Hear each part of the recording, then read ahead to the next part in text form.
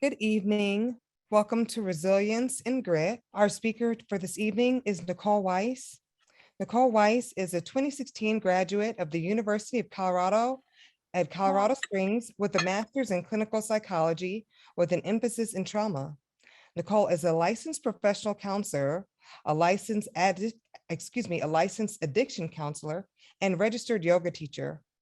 In her role at the Institute, Nicole provides peer support training to several organizations in Colorado and teaches the Trauma Training for Professionals online program. She manages the Grit Coach program, and she is also the liaison for the 4th Judicial Veterans Trauma Court. Nicole is skilled in de-escalation, verbose, and specializes in working with first responders and personal community crises. Let's welcome our speaker, Nicole. Thanks so much. And thank you for Parents Challenge and Deborah for having me today. I'm super happy to present talking about resilience and our program Grit, and I'll get much more into details about this, but basically how to build resilience within your families. As Aisha said, my name is Nicole. I'm the Director of Community Training and Empowerment at the Lyda Hill Institute for Human Resilience, and we're part of UCCS. I am a licensed professional counselor. I've been in this field for going on 8 or 9 years now. And what I love to do is teach about stress and resilience and how to overcome that. So I have quite a bit to present today, but I'd also love for this to be as interactive as we can make it, being that it's virtual. So please feel free to use that chat function to share any comments, any questions that come this way. I'll either try to answer them on the spot, or we'll come back to that question towards the end of the presentation. But anything that might resonate with you, or anything that you might see that feels like it could apply to your own family, please feel free to share that and try to make this interactive. As I was reflecting on this presentation today, I realized that when I first did this presentation, it was February of last year, or did a presentation for Parents Challenge, not the same one, but I was 6 months pregnant. And now my little girl just turned 6 months old. So I just wanted to share a little picture of my nugget as we go on to this and talking about how do we build resilience in our families. So before we talk about resilience and how to build that, I wanted to cover what is stress. We all know what stress feels like, but we don't always know kind of why our body goes through this or what happens in our body when we're feeling stressed. So I wanted to cover that for just a little bit first. So when we define stress, it is the mind and body's reaction to an unusual demand. We think about that as a threat or a challenge. And it is the interaction between the environmental conditions that we're experiencing and how we perceive those demands and how we perceive our own capability to manage those demands. So my favorite way to explain this is, everybody imagine you're walking through a forest. You're walking through a forest, it's a gorgeous, early fall day, so the leaves are crisp, it's beautiful outside, bluebird sky, and you turn a corner and holy smokes, there's a bear. What will you do in response to that bear? So a portion of the population, and feel free if this is you, say it in the chat, a portion of the population is going to fight that bear. So they're going to get really loud, they're going to yell, they're trying to scare the bear away. We might even have people that try to charge the bear. So feel free to put that out. Are you a fighter? Are you going to go charge after that bear? Or are you I'm going to go ahead and get out of Dodge here, and I'm going to run back down the trail because this bear is a threat to me, right? I'm going to stop dead in my tracks. Thank you. Yep. And then we have a freeze response where our body just kind of shuts down instead. So we might want to fly or fight, but our body just kind of freezes up instead. All of these, no matter what you do, is a survival mechanism.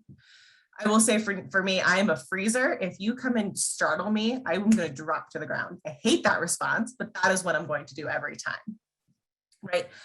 So when we come across stress or any kind of threat or danger, I hear you, Sherry. Our body in milliseconds is going to decide what to do. It's going to decide to fight the situation, to run away from the situation, or to freeze and shut down a little bit instead.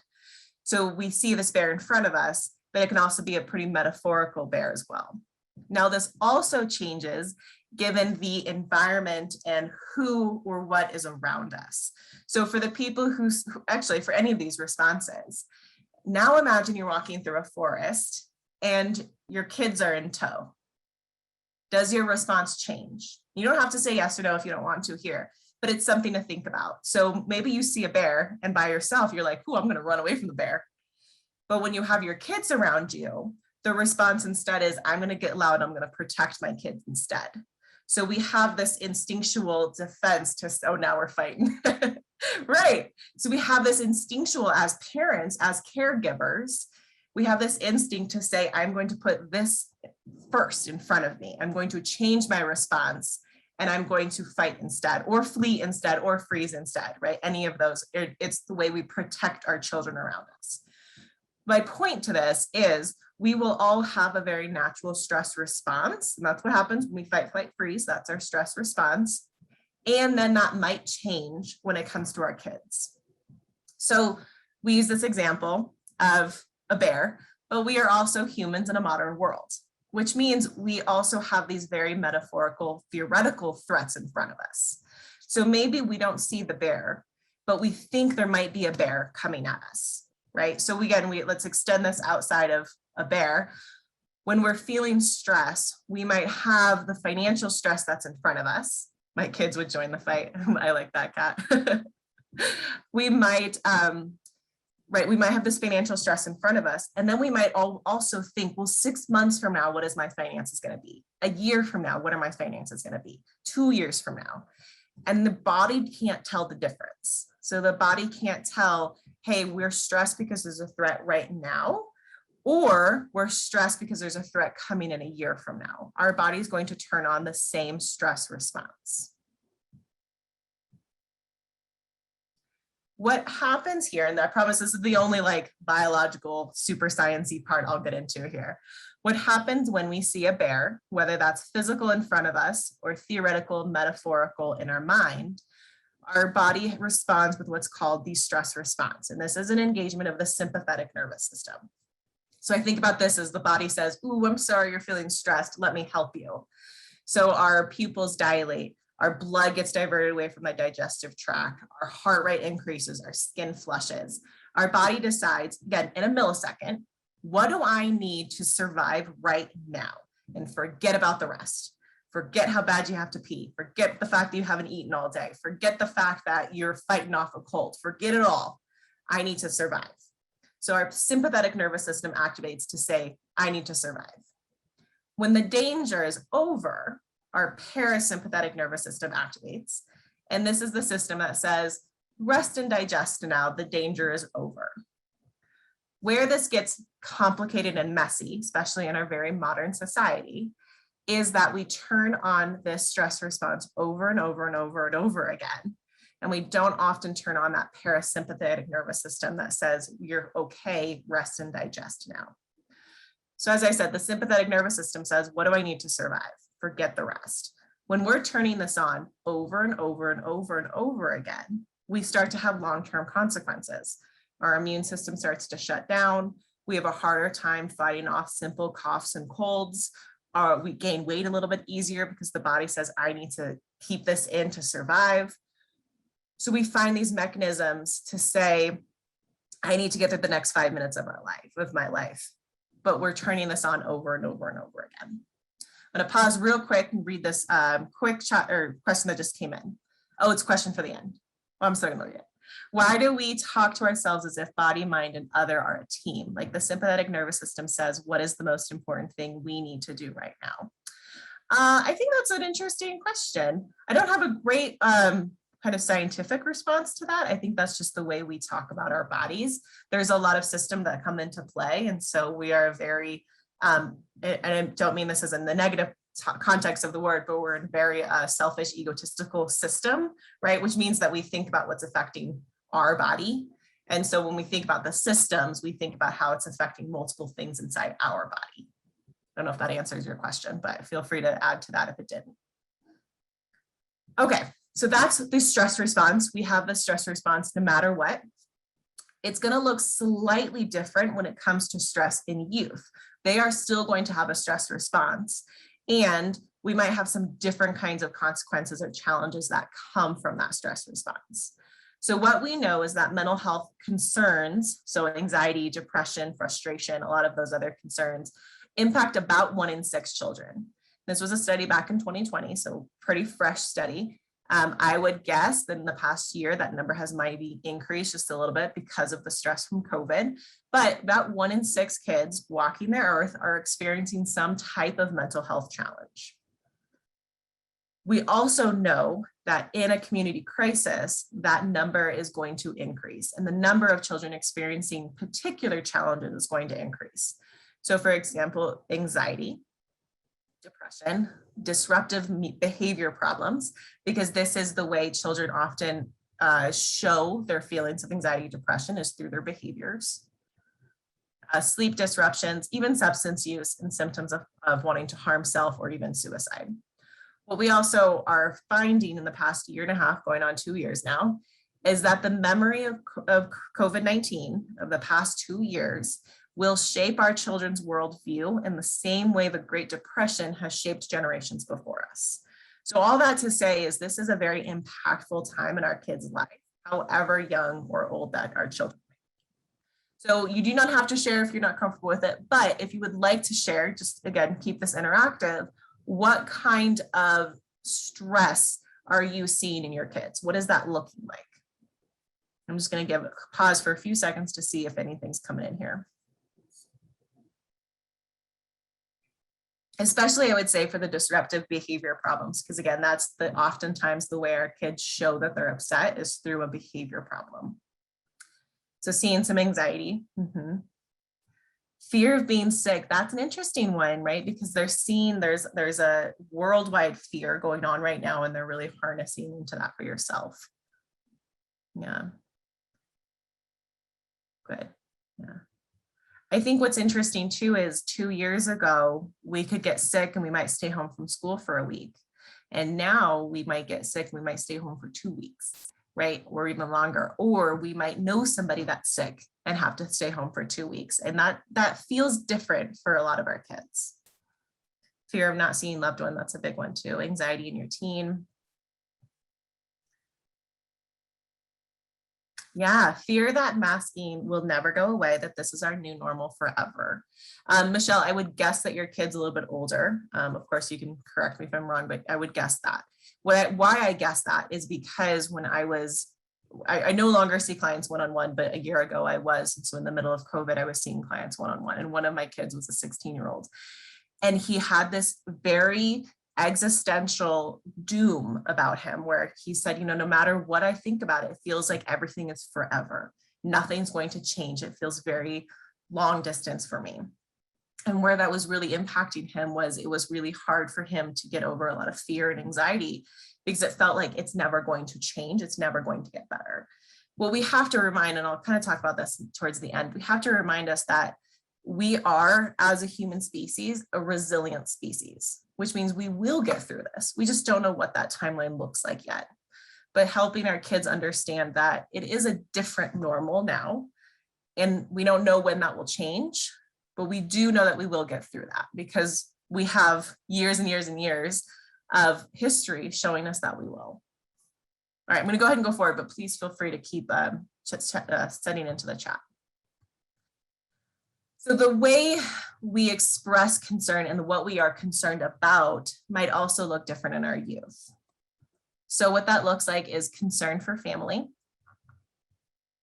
unknown factors surrounding school. So again, this is a bit of an existential, it's never going to get better kind of feeling, or this feeling of mourning and loss because our kids, especially in the high school years, are really missing some really significant milestones, or those milestones look very different than they looked for the kids in front of them, which is very sad for a lot of kids.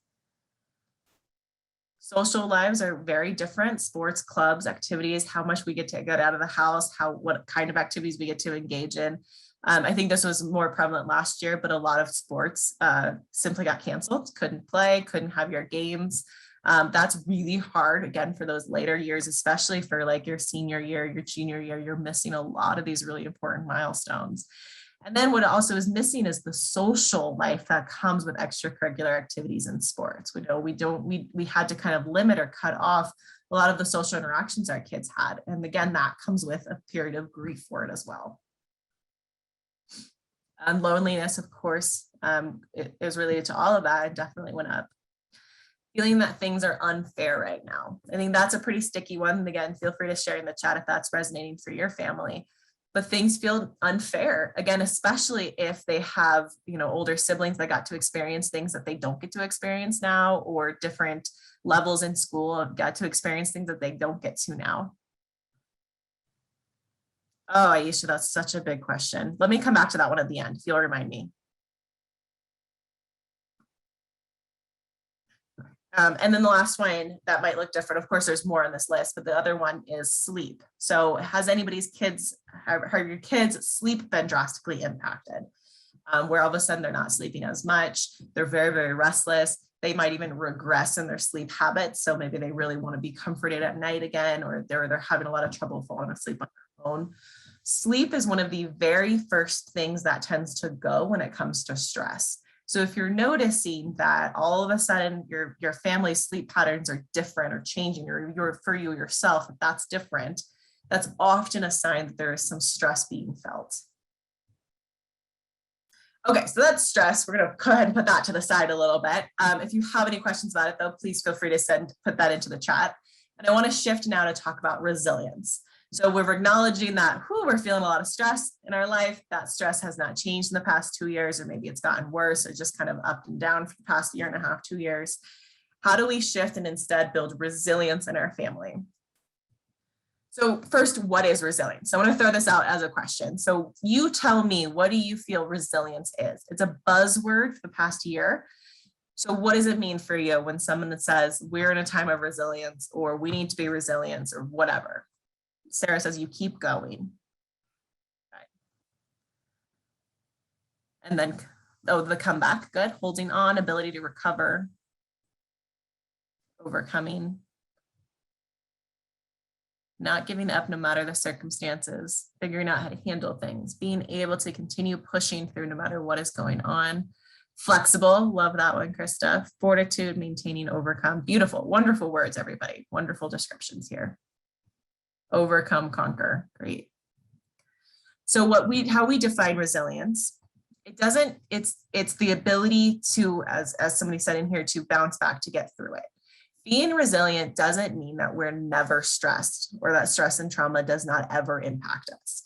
No matter what your level of resilience, you're still going to feel some level of that stress or trauma or whatever event is going on, because we are profoundly human beings, and we are going to experience that in some level. Resilience instead is a way to quickly return to a pre-trauma or pre-stress state. So it's that experience of an event happened, I'm impacted. And what often happens, or what can happen, is we have this trajectory of going down, right? So an event happens, try to see which angle my camera shows here, but an event happens, our stress level increases, and our things like anxiety, depression, activities of daily living, all of that starts to go down, get worse. Resilience instead is the impact happens, and I might go down, I might dip for a minute, but I'm going to be able to come back from it. And that the more and more we do this, the more and more we are able to bounce back from this hardship, setback, obstacle, whatever you want in front of you, the more resilient we become for future hardships as well. So there isn't one beautiful definition of resilience, but everything you put in the chat is what it is. It's the ability to overcome. It's the ability to conquer. It's the ability to adapt to a situation. And I want to say one more time, we are a resilient species. Time and time and time again, when we are faced with stress, our human species gets through it one way or another. So we can really rely on that and come together as a community to get through that.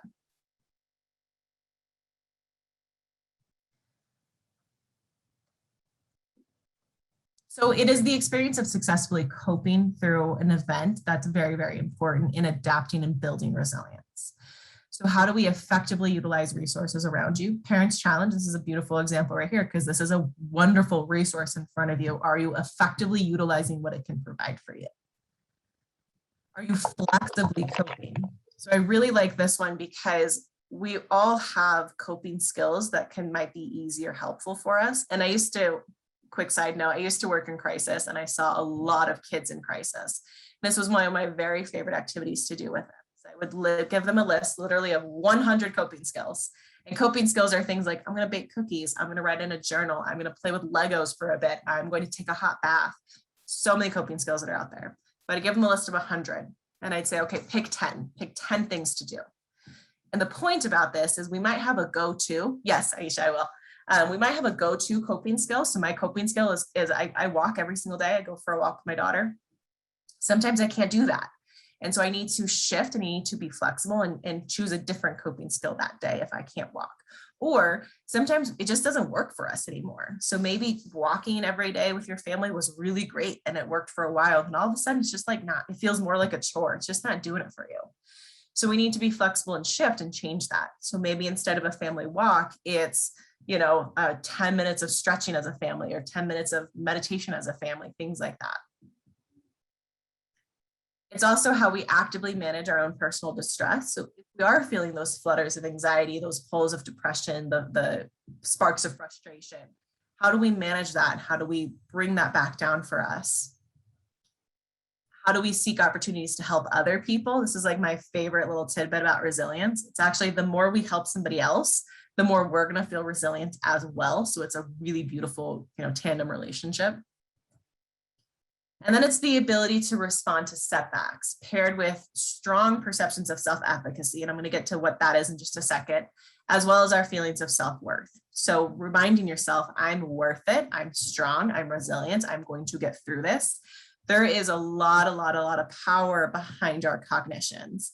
In fact, there is a whole breadth of studies that say how we see a situation in front of us and how we perceive it matters. So if we see a challenge or a threat and we ask ourselves, is this a threat or is this a challenge? And if we are able to see the event as a challenge, we are more likely to get through that event versus if we see it as a threat. So if you're looking at whatever that stress is in front of you, ask yourself, challenge or threat? And can I look at it as a challenge? So same thing with ourselves too. We can change the way we feel about ourselves. And even if that feels very surface level, we are making powerful steps towards improving our cognitions. Please keep sharing your coping skills. I love this. We're going to talk a little bit more about stuff you can do as a family too. Okay, so how do we build resilience in our families? It starts with you. So you're either going to love or hate that answer, but it starts with you as a parent, as an adult, as a caregiver. It starts with how you are building your own resilience and the way you can then bounce that into your family. So my biggest one is give yourself permission for self-care and permission to take a break.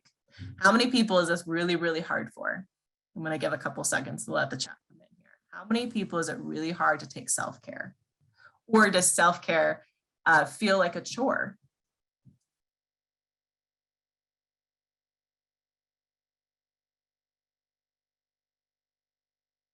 As we let that come in, I'm going to answer Krista's question here. You use the term cognitions. Are you talking about the words of the inner voice?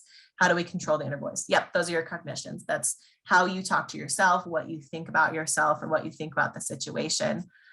You practice. So we're going to get into self-advocacy in just a second, and that's the same way you help control your inner voice is through practice. Let's see. I didn't learn this until my youngest was born. He's a handful. Learning how to self-care. Yeah, it's definitely hard. It's hard to find the time. Absolutely. What I'll say to that is self-care and taking a break is simply choosing yourself in that moment of time. We're kind of in this era of self-care. And what I mean by that is we sometimes have a lot of pressure to go take a vacation for our self-care, take the day off for our self-care, go, check into a spa for our self-care. And while all of that is great and beautiful self-care, that isn't what it has to be. Self-care is also taking a hot shower, right? It's also eating a dang cookie because that's kind of what you need in that moment. It's choosing yourself for just a pocket of time. And that pocket of time might be 1 minute. It might be a whole day if you've got that flexibility and you've got that availability in your life, but it's also simply choosing it in just a little pocket of time. So are your kids, safe and playing by themselves and you have 5 minutes to go take a hot shower? Go take a hot shower, right? Or again, are you stressing over kind of making sure that, there's a healthy meal in front of everybody, which is important. We're going to talk about that too. Choosing yourself means what's the little treat you get to have as your self-care, right? So again, a lot of variety here, a lot of different things you can do, but it's choosing yourself for just a second. It's really, really important to do that, especially when you are, a caregiver or a parent, or you're in a helping profession, because what you're doing is putting yourself in front of a bear all the time, right? So every once in a while, what would you like to do in response to the bear, and how can you take care of yourself? Okay, this is related. Offer forgiveness and grace to yourself. So if you had a bad day, if you snapped at your kids and you didn't really mean to, if your kids had McDonald's for dinner, give yourself forgiveness and grace, because you are a human, profoundly human being, right?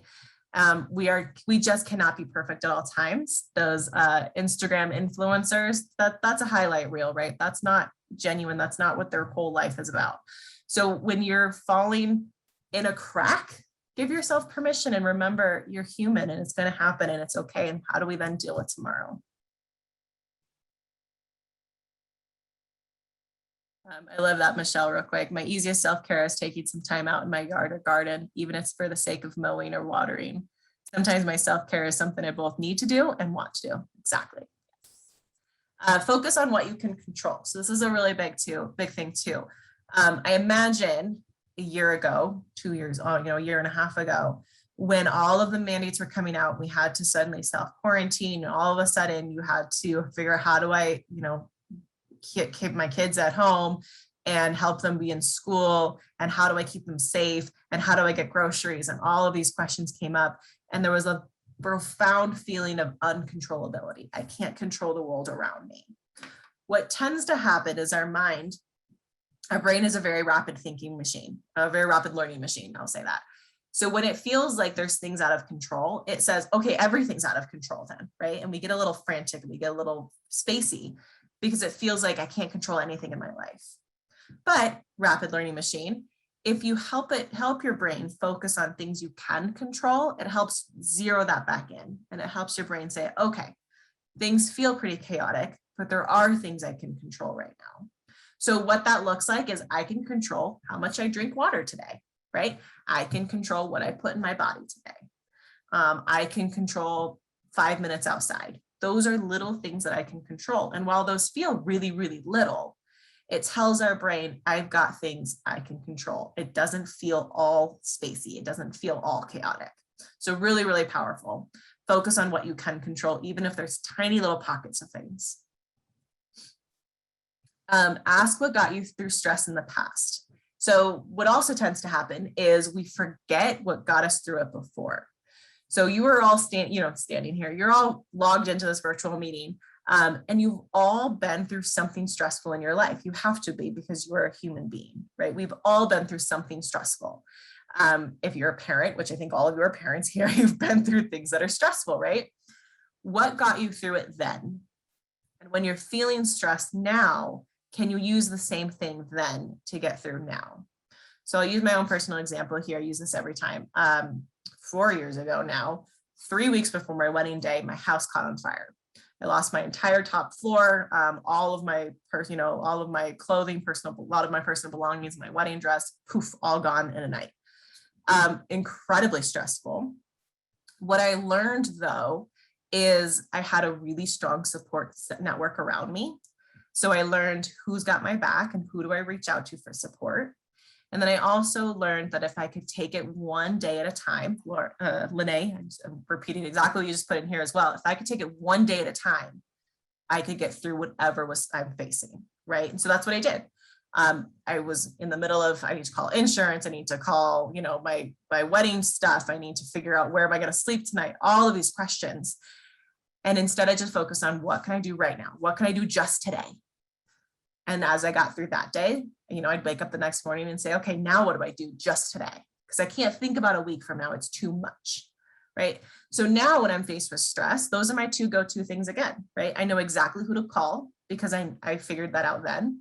And I know that I can take it one day at a time. So what got you through stress in the past? It might be things like, a certain kind of exercise like running got you through that stress, or calling your mom at midnight to cry and vent. That's what got you through it. Whatever that looks like. Can you take that again and use it now? Choosing one thing to focus on. That's pretty much the same thing I just said there too. Choosing one thing to focus on each day. So if you're faced with, my life feels very chaotic, I can't seem to, get a healthy dinner on the table. I'm not exercising today. I've drank like half a glass of water today, and it all feels too much. Focus on just one of those things. Today, I'm going to focus on 8 glasses of water. Great. Tomorrow, I'll focus on moving my body for 30 minutes. Great. Focus on one at a time. Michelle, I love what you just said there. Sometimes even taking it 1 hour at a time, or like labor, just the next contraction. So again, my baby's 6 months old, my very first baby. And that's exactly what I did to get through the whole active part. Is I had a clock right in front of me, and I was like, just 15 minutes. 15 minutes, I can do this, right? And then 15 minutes would pass, and then I'd say, okay, just 15 minutes. And sometimes that's what gets us through it. It's just those little, I'm just gonna focus on just this one pocket. Keep a routine or schedule whenever possible, and keep your boundaries. So this looks like, if it's stressful to talk to your mom at midnight, right? Maybe that's your boundary. If you're working and work tends to bleed into 5, 6, 7 p.m., your boundary might be, I'm no longer working after 6 p.m., right? So whatever that boundary needs to look like for you, decide what it is, and then to the best of your ability, keep that boundary. And then especially with kids really thrive on routines and schedules when they can. So keep those whenever possible too. Practice mindfulness. So mindfulness is very simply focusing on the present moment as it is right now. Mindfulness can be meditation, so it can be very much expanded from that and being very inward and very thought process from inside. Mindful is also simply focusing on right now. So it might be sitting outside while you're drinking your morning coffee, and you're thinking about the taste of the coffee, and you're thinking about the trees outside. That's it. And anytime any other thought comes in, so I'm sipping my coffee and I'm looking at the trees, and then I think, oh, I didn't pay that bill. Not the time. I'm going to focus on my coffee. I'm going to focus on the tree. Oh, my kids scream, or, maybe that's not a great example. Oh, my husband's yelling on the phone. I wonder what that's about. Nope, not the time to think about that. I'm going to think about the trees. I'm going to think about my coffee. That's all mindfulness is allowing yourself to just be right here in the moment. I love this question. And I think it's really important because we don't ask it enough. What is bringing you joy? And ask that of yourself every single day. What's bringing me joy today? It might be my kids giggle. It might be my dog and his head on my lap. It might be a really good cup of coffee. What brought you joy today, or what is going to bring you joy today? And do more of that if you can, or focus on that when things feel stressful. And then a big one, simply keep things in perspective. We are in a disaster. Ooh, Kat, we're going to talk about the Calm app. It is a beautiful app. It's a wonderful app. Keep things in perspective. We are in a disaster, which means we are in a collective trauma, which means it's not easy right now. It's not easy, right? And so again, things might fall through the cracks a little bit. Things might be different right now. We're facing a different kind of normal right now. And we're in a disaster right now, right? So keep things in perspective. Don't be so hard on yourself whenever you can be. Lead by example. So if you want to instill resilience in your family, resilience in your kids, focus on how do you build resilience in yourself too. Okay, so we're gonna do a quick video here. I think this is only a few minutes, but I love this video because it's a great way to talk to your kids about this stress response, so the fight, freeze response, and how your kids might experience it. Make sure I can share my sound. Okay, I'm gonna play this, and if you cannot hear it, real quick, put in the chat. You should be able to hear it. You know that scared or nervous feeling you get when you have to do something you're not sure you can do? Or go somewhere you've never been before? That feeling is called anxiety. And it can feel a bit different for each person, but it usually doesn't feel very nice. Maybe your palms get sweaty, or your body tenses up, or maybe you get a tummy ache. Maybe you've heard of anxiety, or maybe you haven't, but you've definitely felt it before. Because everyone feels it sometimes. It's normal. You want to know something really weird about anxiety? It's actually trying to help you. It's true. All those uncomfortable feelings, those happen because your brain thinks you're in danger and it wants to protect you. When our muscles tense up and we sweat, it gets us ready to do a lot of exercise, which is helpful if you need to jump out of the way of a runaway train or wrestle a wolverine. Sometimes our minds go blank and we feel like we can't move or talk. That would be great if we needed to hide. Instead, we just feel stuck. When your brain does this, it's called fight, flight, or freeze. The problem is, sometimes your brain gets confused and it can't tell the difference between a charging moose and, say, going to a new school. Both things can be scary and cause anxiety. But there aren't any dangerous wild animals at a new school, hopefully. Understanding where anxiety comes from is the first step in learning to deal with it. So the next time you're in one of those tough situations and you start to feel those feelings, like butterflies in your stomach or sweaty palms, or it gets hard to talk or move, remember, there's nothing wrong with your body. You're just having normal feelings of anxiety, and they're actually trying to help, even if they're not very good at it sometimes. All right, so I just love that video in talking about what does it feel like to be stressed and why do our bodies get stressed. I bring this up because it can be really helpful to simply talk about what's going on in the environment, in the stress response with your kids. So helping them realize what's going on in their own body can be really helpful. Is there a link? Yes. So you should, I think you get a copy of these slides and it should be in there. And I will send the link with the 100 coping skills that I'll also be sending you guys. So a really great way to talk to your kids about what they might be experiencing when they're feeling things like anxiety or stress, and have a family conversation about it. Sit down with some popcorn or something and just say, how are we feeling today? And what does this look like? And maybe watch the video together if that feels okay too, and talk about it. Okay, so supporting some resilience in your own family. Talk about your feelings. This is really, really important. I don't know if anyone's heard of Brene Brown. She's a really phenomenal public speaker, author, researcher.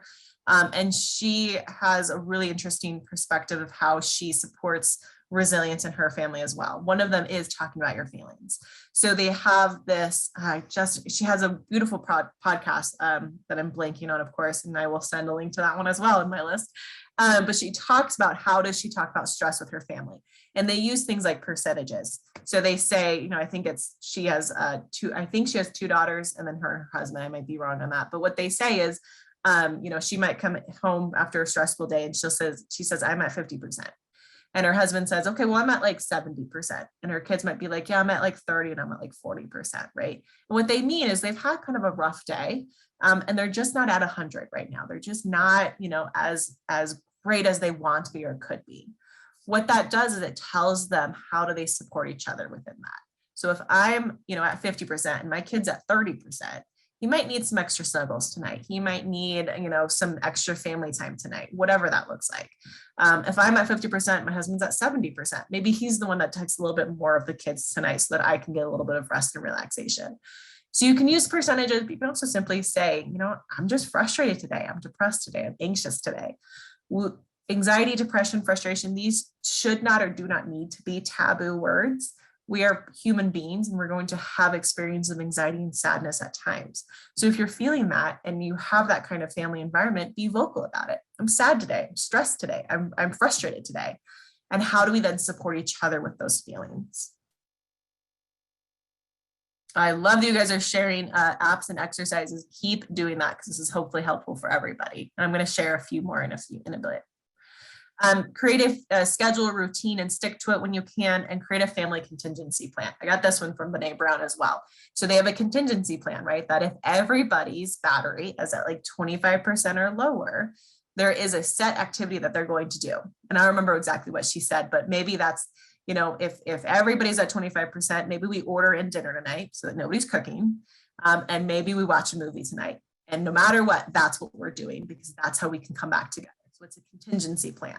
If this, then that. If we're all feeling this way, if we're all feeling cruddy, how do we get ourselves better, and stick to that and be vocal about that? So that might look like a variety of things. You know, if we're had a rough week, maybe our contingency plan is that on Saturday, we're going to go to the library. We're going to find some new books. We're going to read together, whatever that looks like.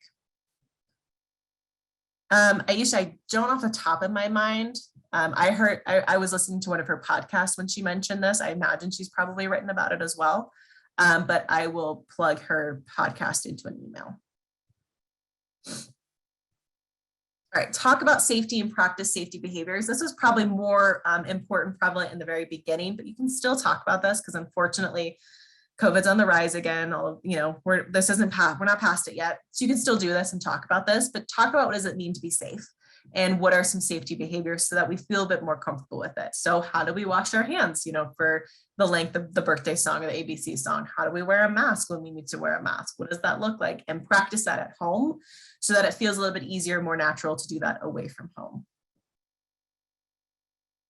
Have weekly family time, super important as well, especially when, you know, almost ironically, especially when we were all stuck at home. It's important to have family time that's away from all of that.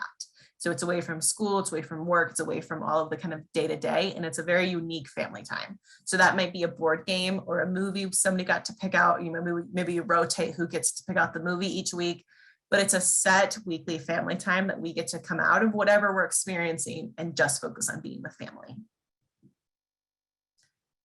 Engage in fun activities that matter. So what this means is do things when you're able to, if you can, and if your kids are old enough, do things like volunteer, or, you know, go to this, you know, check out the soup kitchen, or volunteer, donate clothes together, things like that, things that actually that matter for the world. It helps instill again that resilience, because if we can help other people, we help ourselves as well. So that instills a little bit of that resilience in the family. Practice healthy strengths together. We're going to get to strengths towards the end. So this is just if you're focusing on drinking water today, and that's the thing you're focusing on, ask your kids, ask your husband, ask your wife, are you drinking water today? And can we support each other? So my husband and I do this, for instance, because I am not great at drinking water throughout the day. And so we'll ask ourselves like, hey, have you drank your water today? No, I haven't. And then I'll go, you know, drink water. So we can encourage each other to do that. Okay, here's where the apps come in. So if you have good apps, please flood the chat box with them. I'll just share a few of the ones that I love for families. But one way you can help build resilience in your family is to use technology to your advantage. So we are in a very technology world, obviously. I'm preaching to the choir, we're in a virtual meeting right now, but we're in a virtual world. So use that to your advantage. And there's so many things you can do as a family with technology. So one of them is obviously apps. The Calm app is really, really wonderful. It's a mindfulness meditation based app. So it gives you different time frames, so 5 minutes, 15 minutes, up to like an hour or more of simply doing meditation. So it guides you through what that sounds like, feels like. There's different types of meditation in there. I'm pretty sure there's a progressive body relaxation, which is my favorite meditation mindfulness to do. What I also love about Calm is there should still be a Calm for kids, and there are activities you can do as a family, and there are these things called sleep stories. So if you say if you yourself have this habit, if kids have this habit of falling asleep to technology, like to the TV, I just broke my husband of this habit. I'm very proud of myself for doing this, but falling asleep to TV. There have things called sleep stories instead, where you literally listen to somebody telling you a bedtime story, and they say it in a very calm and soothing voice. And it's an interesting enough story to listen, but not interesting enough to like keep you interested, you know? So it helps you drift off to sleep by somebody reading you a bedtime story. Love it. Super fun. Next one is Insight Timer. This is I'm pretty sure completely free, if not the majority free app. That again has a lot of meditation and mindfulness videos within it, and you can choose it. And they have a family insight timer as well, or insight for kids. It's one of the two. Headspace, again, another meditation mindfulness based one, and they have Headspace for kids. What I also love about Headspace is they have like 1 or 2 minute ones. I can't remember what they call them, but it's literally 1 minute of a meditation. So if you are, have a crazy busy day, or if the kids are screaming and you just need like a minute, right? This is again, when you choose yourself for a pocket of time, try like a 1 minute little meditation, and that can take you out of that space for just a second. And then finally, I love this one. This one's more specifically for kids, but it's Breathe, Think, Do with Sesame Street. And it teaches kids how do you do mindfulness? How do you do a quick little meditation? How do you breathe and think through some of the stress you're experiencing? I love that one for kids. Some other things that are out there are online supportive platforms. I'm going to put this one right into the chat, and then I'll also send it in a, sorry. Can't think and talk at the same time, but I will send this in an email as well. But this is a online platform that anybody can use. It's free. It was created by the university, but it's called myresiliencehelp.com.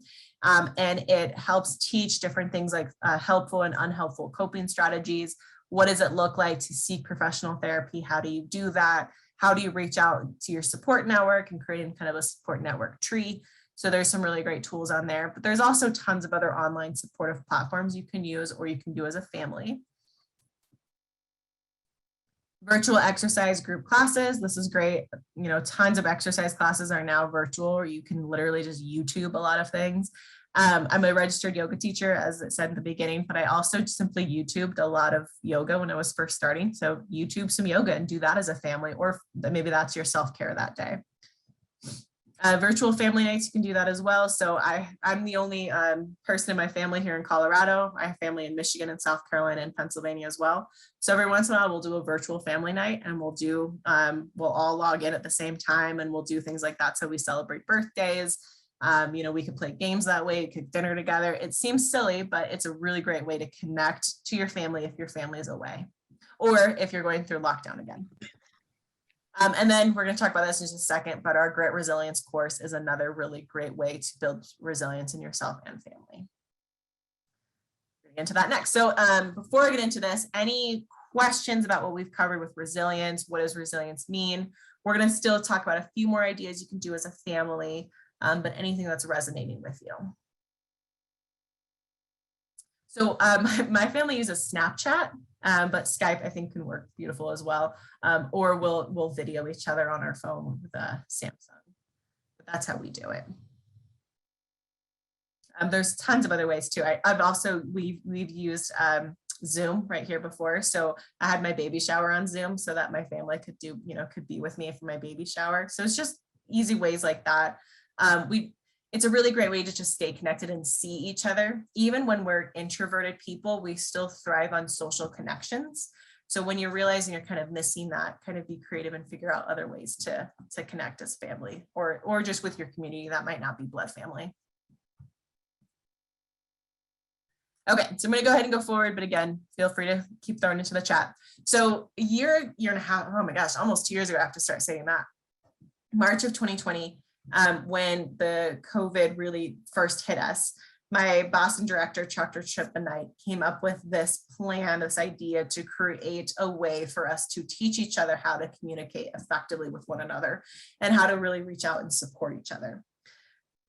So true, introverts need love too. Absolutely. We just don't know how to ask for it all the time. So that's how we created the Grit Resilience course. I'm going to go into much more detail in just a second, but I also wanted to take a second to show Latrina Ollie here. That's who's pictured. She is such a phenomenal woman in our community.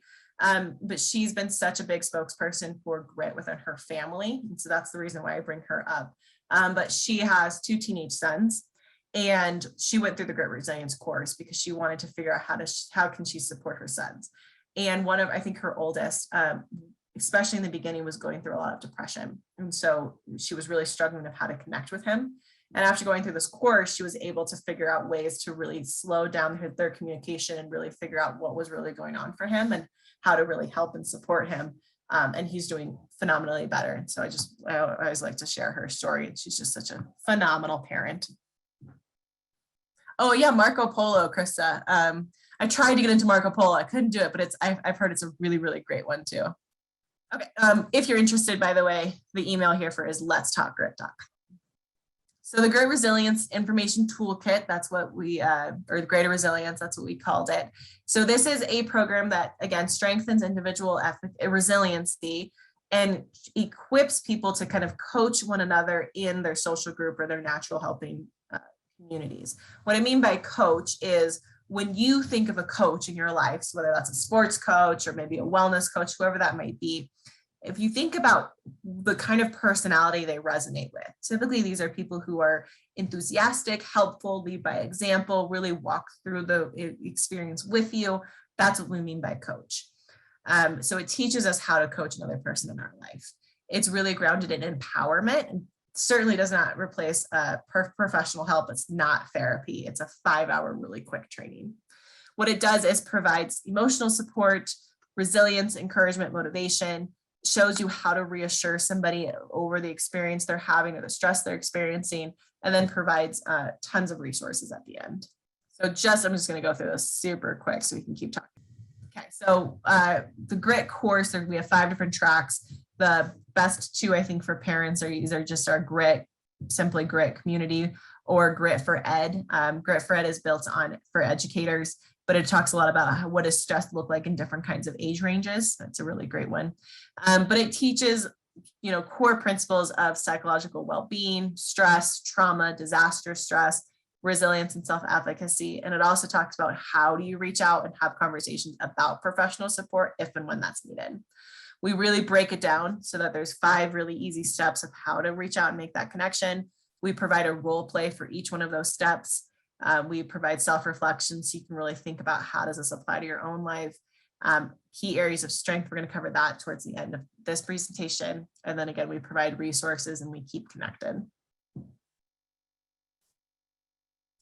So what GRIT also provides, or what it's structured around, what it's structured around is these principles of psychological first aid. So this is grounded in science. What we know is when a disaster or trauma impacts our community, there are 5 things that will help our community get through that stress and disaster every time. So those factors are a personal sense of safety, how we physically and mentally calm one another, how we connect with other people, what kind of hope we have for the future, and self and collective efficacy, which I'm going to get more into. Krista, I love that tidbit you just put there. Speaking of role play, I feel like role play with my kids has really helped them learn social skills. That is leading by example. So a couple slides ago, that is how you lead by example, is show them what does it sound like, what does it feel like to talk about things, to overcome different social situations, to learn new skills. Do it together is a beautiful, wonderful way to learn that. Okay, so I'm going to go into each one of these in a little bit more detail. So the first is how do we promote that sense of safety? So disasters, of course, really create a sense of personal threat and vulnerability. So disasters we tend to think of as things like hurricanes, fires, tornadoes, any of those natural disasters. They can also be things like, unfortunately, school shootings are some of the disasters that impact our community.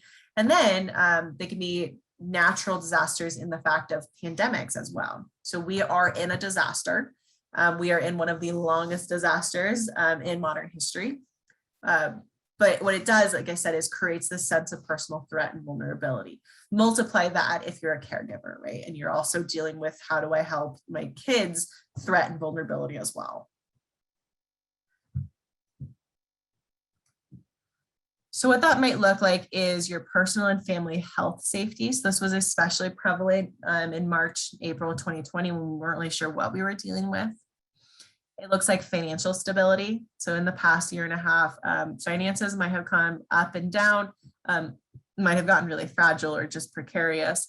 We're also in, I just read this today, we're in a generation of, I'm not going to say it the right way, but of leaving jobs, of resigning, a resignation era right now. So that's created some financial instability as well. And employment instability goes with that. And then we have this thing called the unknown. So we are predictable creatures in our life, right? So we were designed to live in a predictable world. What I mean by that is, as in any kind of living organism, we are designed to run after prey or hunt down, run after prey, right? Or run away from a predator. So we are made to have 5 minutes of a very predictable level of stress in front of us, right? We need to survive, whatever that may look like. What we weren't designed for is this level of unknown in front of us, right? So if you think about the stress you might have experienced at any given time, thinking about what might have caused some of that stress and how much of that stress was attributable to the unknown. Right. So I shared my story of my fire. A lot of that was simply, I don't know what the next step is, right? I don't know how to call insurance. I've never had to call insurance before. I don't know how I'm going to get through the next 3 weeks. I don't know where I'm going to live, right? All of this was a huge unknown. And simply that idea can feel overwhelming. So if you want to share some experiences, you certainly can as well. But that's one of the hardest things we're going to deal with, is simply the unknown around us. What we also know is that we will feel safer if we know how to practice personal safety behaviors. So this is, again, where you can help encourage that in your kids and practicing some of those safety behaviors at home. If we get social support from other people, and if we're able to find and use helpful resources. And then it's also how we find ourselves coping effectively. So this gets into self-efficacy, which we're going to cover in just a few minutes. But the more that we prove to ourselves that we can get through whatever is going on, the more we're able to use that example in the future. We also feel safer if we can experience positive emotions. And this is why that question of what brings you joy, why that I think is so important, because we have to be able to focus on the positives when everything else feels dark. Keith, I think I overplanned because of the unknowns. Absolutely, because we really want to be predictable. We really, really, really want a predictable world. So if I can plan for it, in fact, if I can over plan for it, then I feel like it's a little bit more predictable and I have more control over it. The unknown also means no control. And we're not good about that, right? So if we can plan and over control, sometimes we can reduce that stress. Sometimes we can go overboard and actually create more stress in front of us. So there's a balance there. So how do we promote a sense of safety? Our ability to calm ourselves physically and mentally is really important. And obviously that can help ease some of the stress and anxiety. So things like meditation, mindfulness, of course, wonderful. Exercise can be great. Calming techniques might also be our cognition. So how we're talking and thinking to ourselves can be really important. Breathing. And I forgot to mention it, but when we talked about the sympathetic and parasympathetic nervous systems, one of my very favorite facts about this is that we can hack our parasympathetic nervous system. So our stress response might come up. We might say, oh no, there's a bear in front of us, whatever that might look like. And if I can hack into my parasympathetic nervous system and tell my body I can rest and digest instead, then I can activate that system. So what that looks like is spending 5 minutes in deep breath, or it's closing my eyes and being a little bit meditative for a minute, or it's stepping outside and going for a walk outside for a little bit. What that does is cues our body to rest and digest instead. So even there's a bear in front of me, or I think there's a bear in front of me, if I can spend just a few moments breathing, stepping back, relaxing my body a little bit, I can cue a different kind of response to come up. So how we calm ourselves matters. Sharing apps or other resources can also help with calming. Being able to calm yourself is an important component of resilience. So showing your kids and your family how you can remain calm when it's appropriate to remain calm, and how you do that can be really helpful. So showing your kids, mom's really stressed right now. Dad's, really frustrated right now. Watch me as I just spend a few minutes breathing. Or how about you sit down with me real quick and let's just breathe together for a little bit. It shows our kids, it shows the people around us that I have the ability to calm myself and you have the ability to calm yourself. When we put all of that together, and with passage of time, we are going to return to a sense of normalcy, and maybe that just is a different normal now. And we're going to get through that. And again, that's based on all of our history of our life, of human existence. We are able to overcome stress. The next thing is, how do we promote individual self-efficacy? This is one of my very, very favorite things to talk about. So self-efficacy is this concept of a belief in our ability to handle stress or a threat in front of us. That might look like a lot of different things, and we build that through a lot of different things. So we improve efficacy. We improve this belief that I can do it through a variety of ways. Effectively handling a challenge in front of us, seeing other people effectively handle that stress, receiving support from someone else that says you can do it, you can get through this, and effectively manage our own physical or emotional distress. So we're all parents in here. Tell me, how did your kid learn to walk? Spend a few minutes here thinking. Think back. I mean, maybe this was years ago. Maybe this is something you're planning for. Maybe it just happened. How did you help your child learn to walk? I'm going to give a few seconds for replies here. Unless all of you are just, have tiny babies, put them on my feet, hold on to things and help them until they feel brave enough to do it alone. Oh my God, that just gave me chills. I love that answer. I practiced and I cheered them on. Yeah, so we help our kids develop self-efficacy that exact same way. A lot of PT. Convince them that they're fine when they fall and get back up. Yeah, didn't rush them if they weren't ready. So what we do is we effectively help them handle a difficult challenge in front of them. So we help them learn mastery experience, right? First, we teach them to crawl, or at least first we teach them to stand. And as our kids learn, hey, I can do that, I can stand. So how does it feel to put one step in front of it? Oh, if I can do that, how does it feel to not hold on to anything? Oh, and if I can do that, how does it feel to take a few steps, right? We get mastery experience over and over there. We then see other people, right? So our kids are seeing us walk around and they're saying, well, hey, they can do it, right? Mom can walk around, or my older brother can walk around. How are they doing it? Or maybe like somebody put in the chat, which I just love, you put them on your feet and you say, this is how we walk around, right? Let me show you how I do it. And you can see how I do it. We encourage them. We say, yay, you can do it. Just another step, or come to mom, or come to daddy, right? We encourage them and we assist them along the way. And then we help them manage their own stress, right? When they fall, we say, oh, you're good. I say, oh, that's a bonk. When my daughter falls, and I say, that's a bonk, right? And I help them figure out their own emotional distress from it, right? It's okay to cry if it hurt. And let's stand up again. Let's keep going through it again, right? So we are teaching self-efficacy when our kids are months old, right? And then we do that over and over again through our life. Michelle, in homeschooling, we talk about providing scaffolding to a child's ability that we then slowly take away if no longer needed. That's exactly what you're doing with scaffolding, is you're building self-efficacy. So we can do this for any challenge in front of our life, right? We can do this for our kids, but we can also do it for ourselves, right? So if anybody in here, my other go-to example is if you've ever run a 5K or a marathon or an ultra, whatever craziness you might run. But if you've ever run a 5K, very unlikely did you wake up the morning you wanted to run a 5K and you just immediately ran 3 miles or more, right?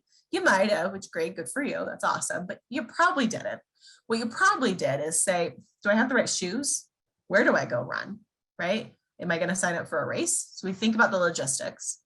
And then I'm going to start practicing how to run. I'm going to run a mile around I'm going to run a block around my house.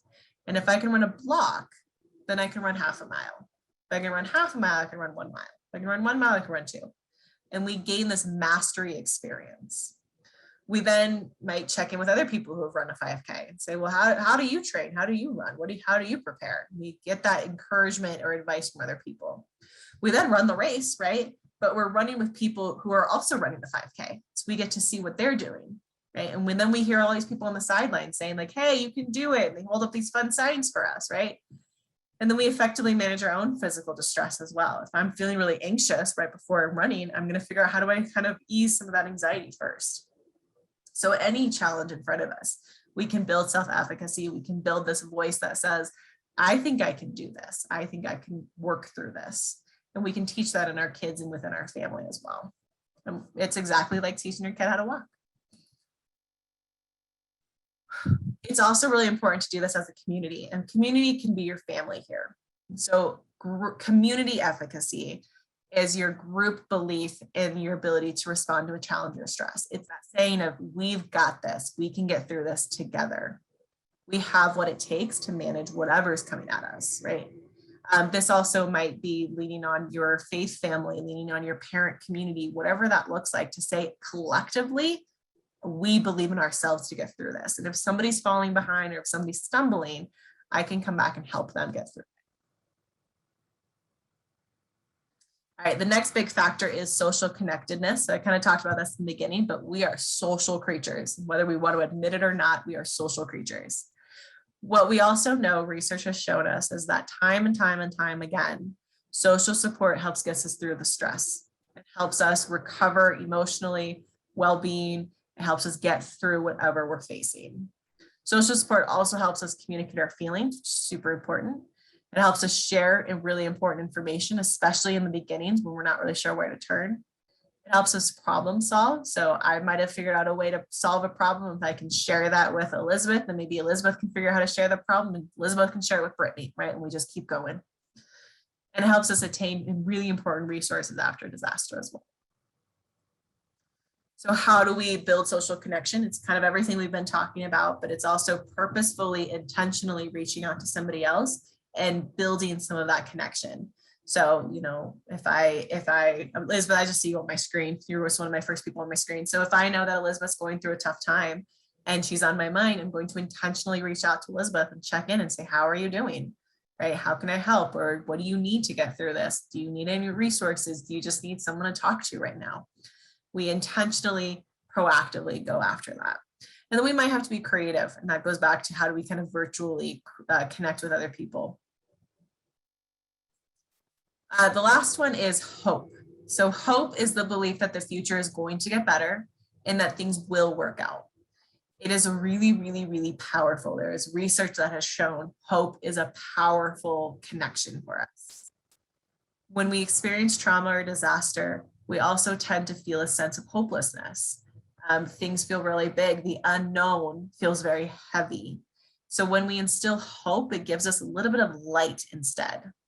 We are resilient. I keep saying that. And time again, we're going to come together as a community. We're going to rebuild, re-engage, push forward. Sometimes we need that reminder though, and we need that feeling of hope that we can do that. Okay, so those are the 5 psychosocial factors that are proven time and time again to help a community get through a disaster. And again, community might be your family, it might be your parent group, it might be, you know, whatever other social connection you have, your faith-based group, your school group. But if you can help instill any of these 5 areas, even just in yourself, you can help come through a disaster or stress more effectively or more easily. Another thing that GRIT discusses is the 6 key areas of strength and resilience. So these are kind of like self-care wellness areas, but they're really great things to think about for yourself and for your family. So first, those positive mood boosting activities. So what do your coping skills look like? I'm going to send that list of 100, but you can be a little creative and figure out, you know, this week, let's cook a meal together, or this week, let's walk the dogs together, or, you know, this week, let's volunteer together, but positive mood boosting activities that are going to bring a little bit of joy and light to your day.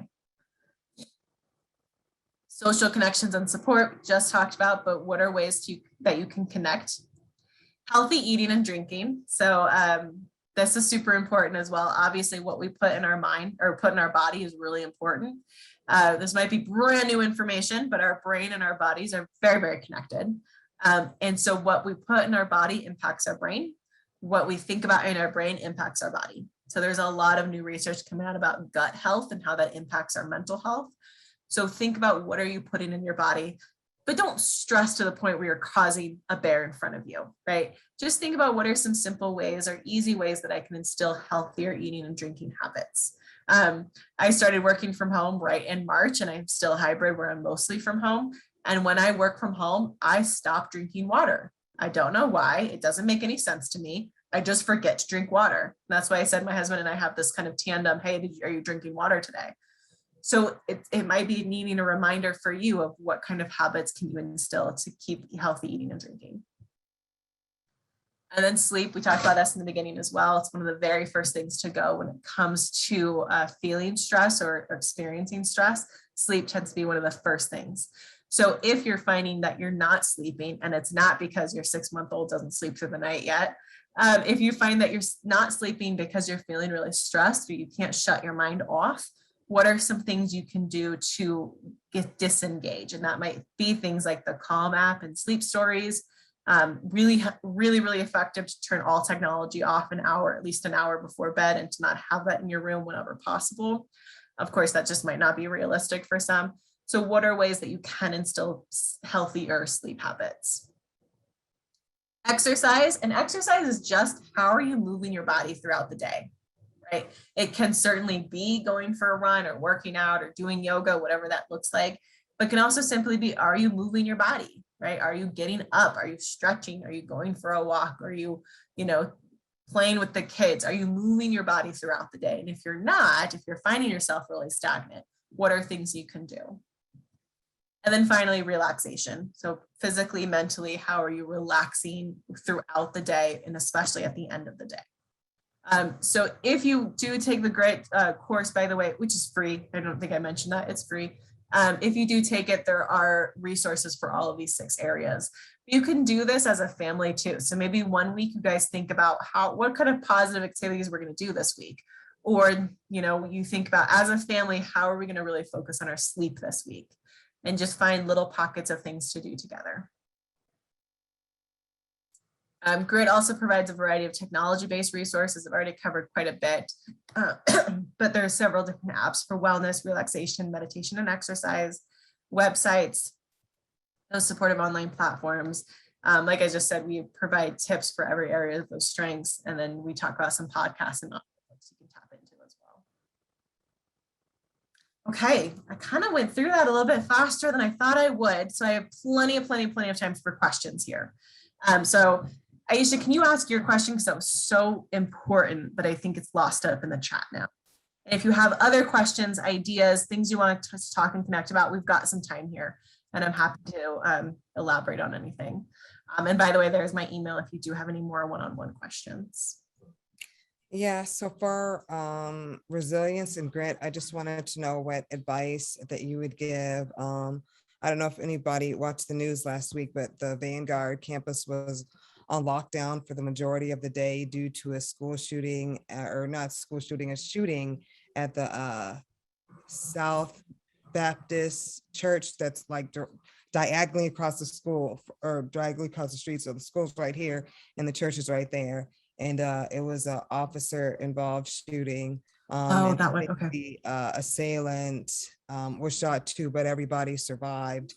But having your kids on lockdown when you're not able to get to them as a parent, and you're just getting stuff through email and whatever the news chooses to show you. And then with elementary school kids, like, how do you even, like, that's not even something that our generation grew up with. So to have language around that and to talk about resiliency and strength, but what does that look like, realistically, you know what I mean? So I just wanted to know if you had any language or advice around how to kind of deal with that particular issue. My first advice would be encourage talking about it. So when your kid is home and they've kind of been able to come down a little bit from that stress, and maybe you have dinner, have a warm bath, they're kind of feeling a little bit more relaxed, have that conversation, talk about how did it feel? Because, and validate those experiences. I imagine it felt really scary. I wonder if you felt, really frightened at that moment, and help them simply talk about it. What that does is it helps them process what they experienced. when we experience stress or trauma at any age, we tend to isolate and we tend to really hold those feelings in.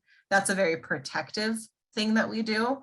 But what it can also do is prevent the processing of that event. And it starts to lead into avoidance, right? It's painful to talk about, or it's scary, or it's, whatever those complicated feelings are. And so if I just don't, then I don't have to feel that, right? But that doesn't allow us to process what happened then. So helping them in a safe space, talk about what happened.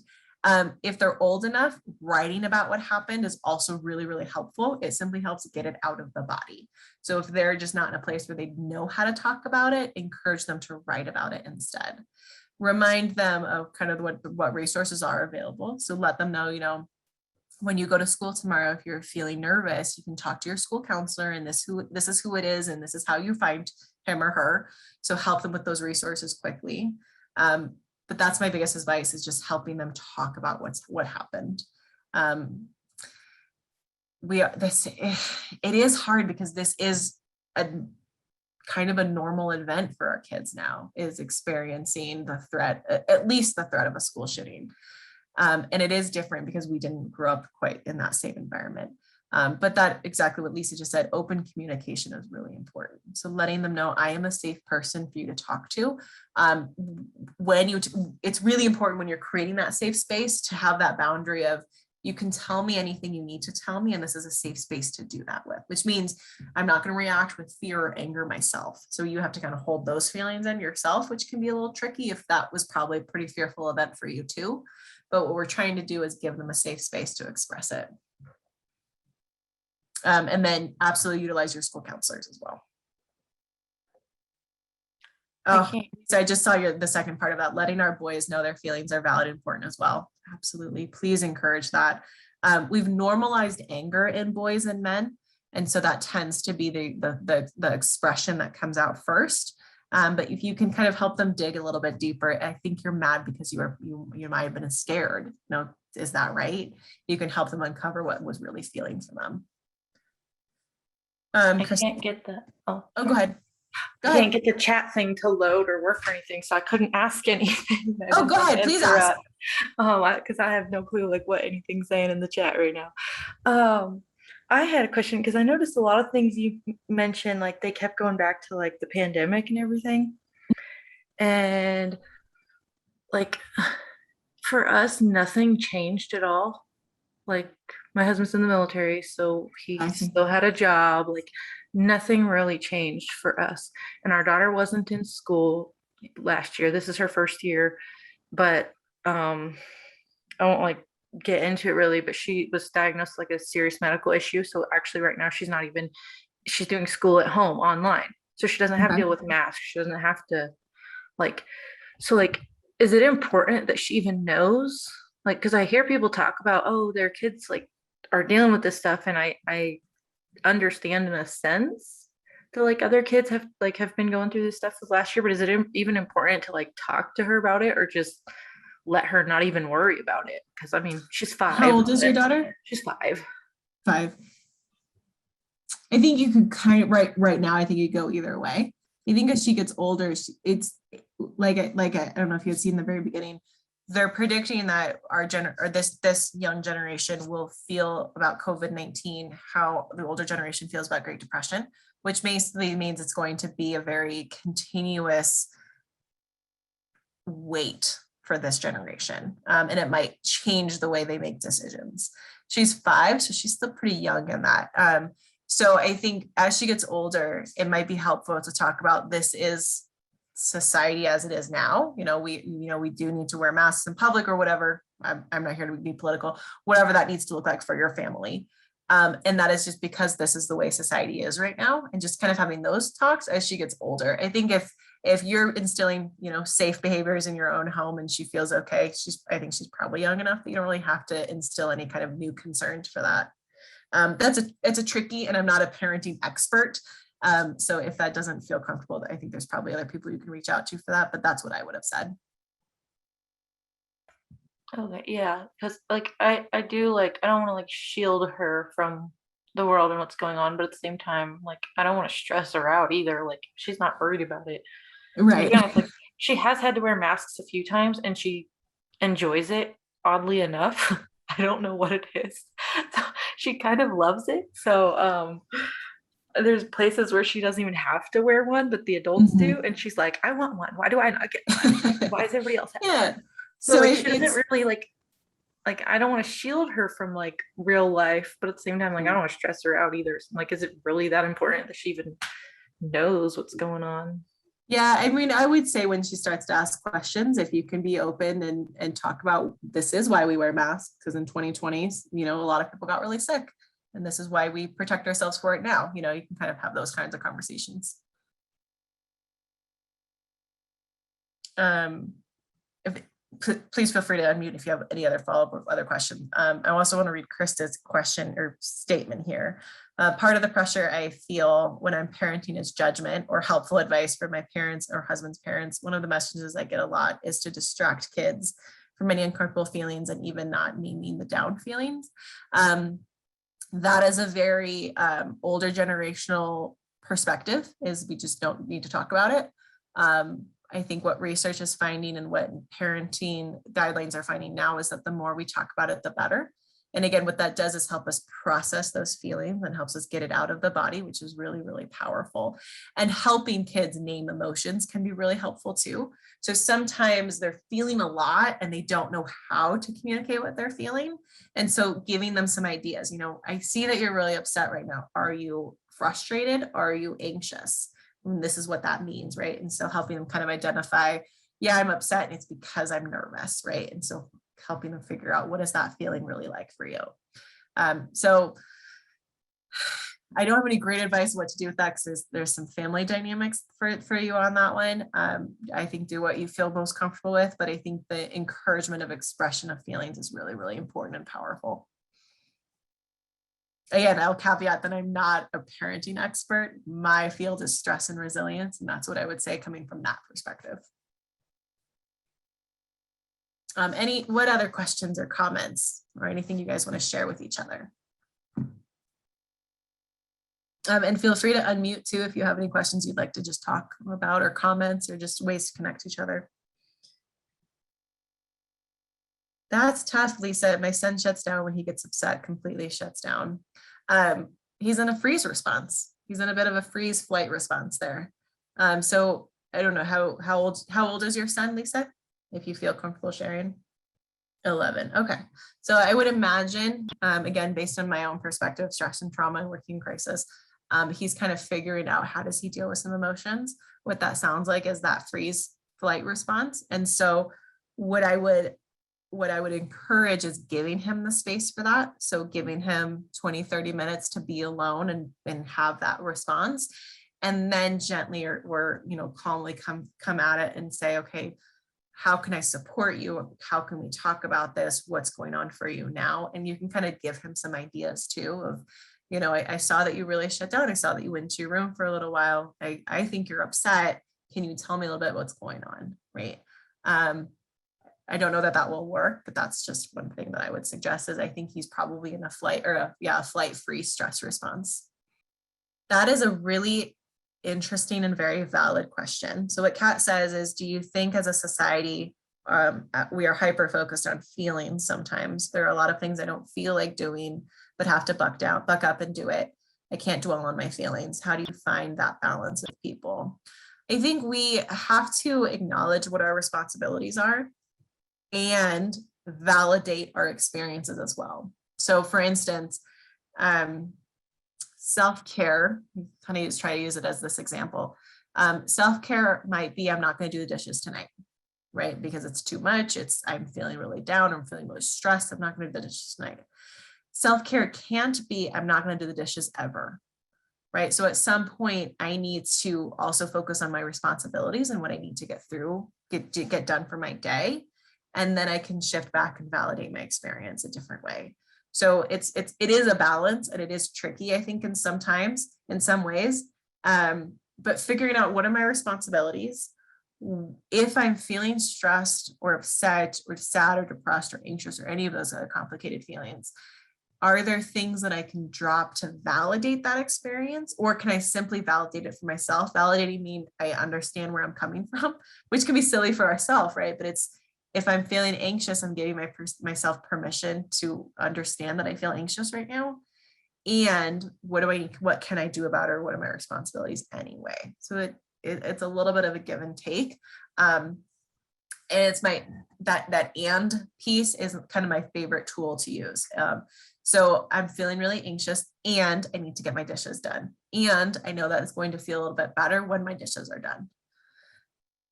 Does that help? If you want to kind of chime back in there. It's a little bit of both there. Okay, I'm just processing a little bit here. So Jordan, I'll focus on your question. I have a child who gets worked up, really frustrated when she doesn't get her way. She's almost 6 and starts getting more out of control emotionally, maybe fight mode. Lately, it seems she gets there quicker. What are some ways I can help her to calm down and think more clearly and get her emotional response in control? Breathing. Absolutely breathing. What I would often talk about when I worked in crisis was watching for the warning signs. So we will always have a warning sign before a really disruptive behavior. Or before we get really frustrated or angry. So when we get to the 10, right, we'll always have a warning sign before we get to a 10. The trick is that warning sign might be like 30 seconds before we get to the 10. So it's really paying attention to what are her warning signs as she starts to ramp up. So can you catch her when she's at like that 6, 7 and help pull her away from that environment? That can be really helpful, is away from the environment and help her start to come down from that before we continue. So for example, if you're cooking and she is starting to get really upset because you're not playing with her, you're not helping her do her homework or whatever, and all of a sudden you see her clench her fists, that's your warning sign. So if and when possible, and this will never be 100% of the time because we're human, if and when possible, you can pull away when you catch the clenched fist and say, "Ooh, I see that you're getting mad right now. Can we sit here and breathe for a second first? And then can you tell me what's going on for you?" Right? This is all easier said than done. We'll absolutely say that. But watch for the warning sign and see what you can do at that 6, 7 level. Oftentimes when we're at a 10, we're at a 10, and it's really hard to come down on our own once we're at that point, because there's a bear in front of us, right? We're flying from the bear, we're fighting the bear. And it's really hard for our brain to focus on anything else but the bear in front of us. So if we can catch our kids or ourselves before we see the bear, then we can kind of instill some of those other habits. Lene, can you give me some more context about your chronic stress question? Because there's things you can do, but can you give me a little bit more? Dr. Martina Martin, should we be best friends with our children? So again, this is where I'll caveat that I'm not a parenting expert. I would say no, we don't need to be best friends, but we can be a support system. So we can help our kids feel their feelings and give them structure and boundaries at the same time.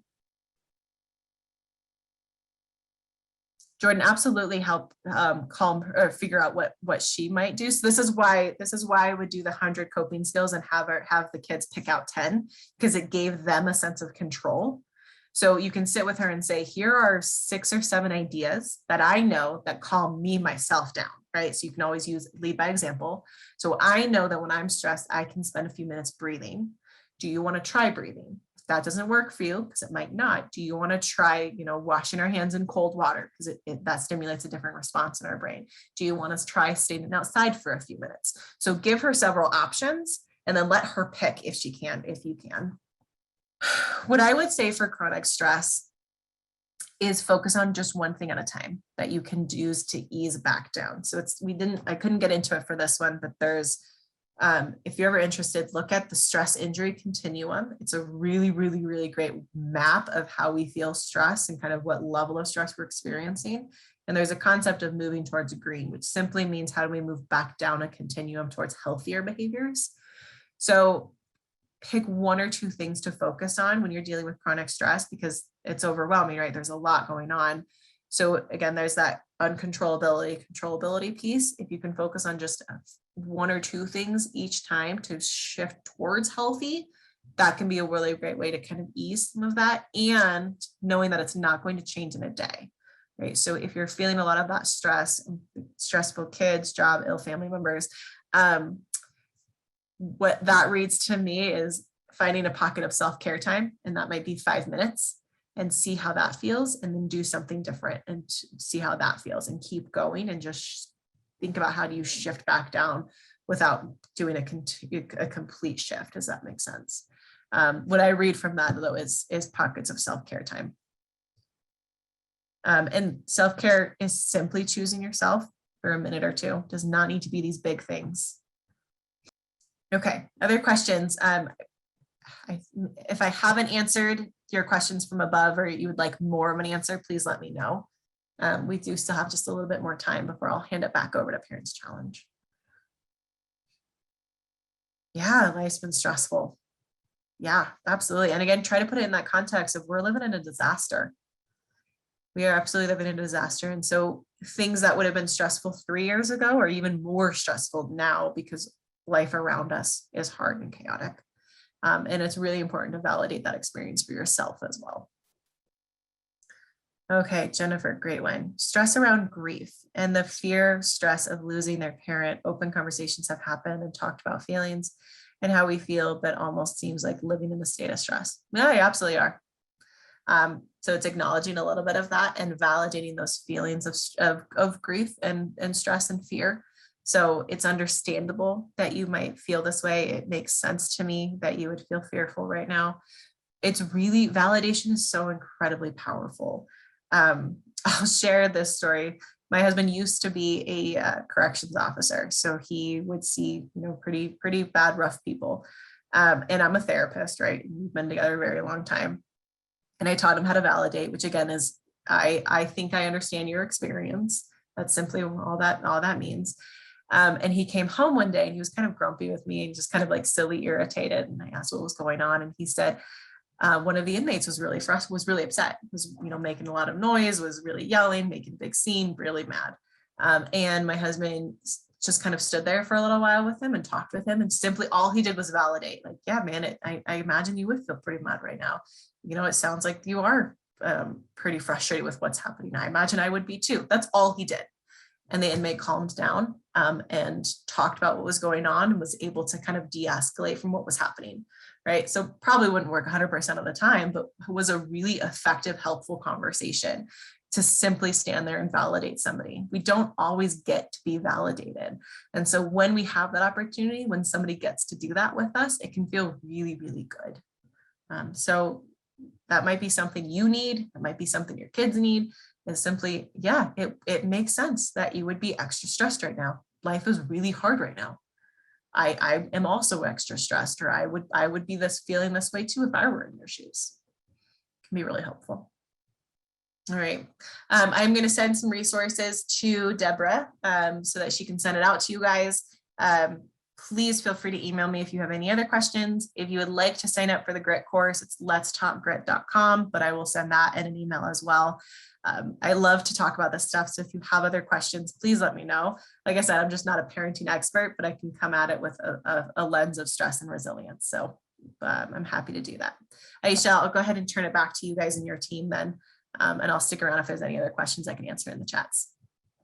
Thank you guys so much for having me. And I know it's not easy to take a half an evening away. So I really appreciate you guys taking the time to listen. And I hope it's helpful.